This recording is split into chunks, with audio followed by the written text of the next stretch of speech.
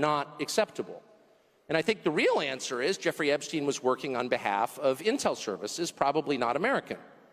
And we have every right to ask, on whose behalf was he working? How does a guy go from being a math teacher at the Dalton School in the late 70s with no college degree to having multiple airplanes, a private island, and the largest residential house in Manhattan?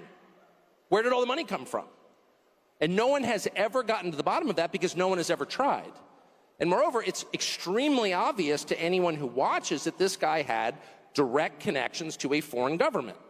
Now, no one's allowed to say that that foreign government is Israel because we have been somehow cowed into thinking that that's naughty. There is nothing wrong with saying that. There is nothing hateful about saying that. There's nothing anti-Semitic about saying that. There's nothing even anti-Israel about saying that. I've spent my entire life pretty much in Washington, where I knew and loved a number of people, including one very close person who worked at CIA. That has never prohibited me from saying, I think the CIA has done some horrible things, murdered a bunch of people, participated in the murder of a sitting U.S. president.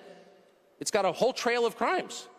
That doesn't make me a disloyal American. It doesn't make me anti-American in any sense. I was born here. My family's been here for hundreds of years. I love this country. That's why I live here.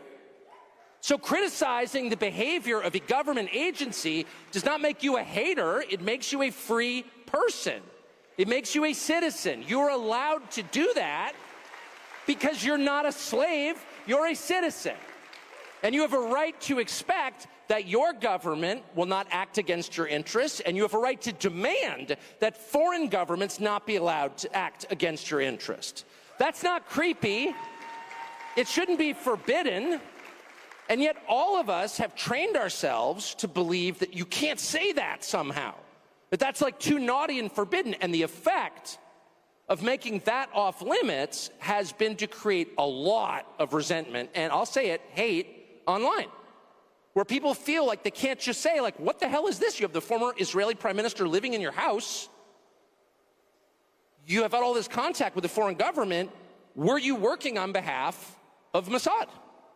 Were you running a blackmail operation on behalf of a foreign government? By the way, every single person in Washington, D.C. thinks that. I've never met anyone who doesn't think that. I don't know any of them that hate Israel, but no one feels they can say that. Why? And I think the longer that we play along with it, the more subterranean and creepy and hateful the conversation actually becomes. So I think it's better just to say it right out loud. Did this happen? And of course, that question has been asked to the government of Israel, and their answer is, we're not going to tell you. And I think our answer should be, no. As long as we're sending you money, if you were committing crimes on our soil, we have an absolute right to know, did you do this or not? And yet everybody has been so brainwashed into thinking that's somehow an expression of hate or bigotry, when it's not. It's a baseline question that every U.S. citizen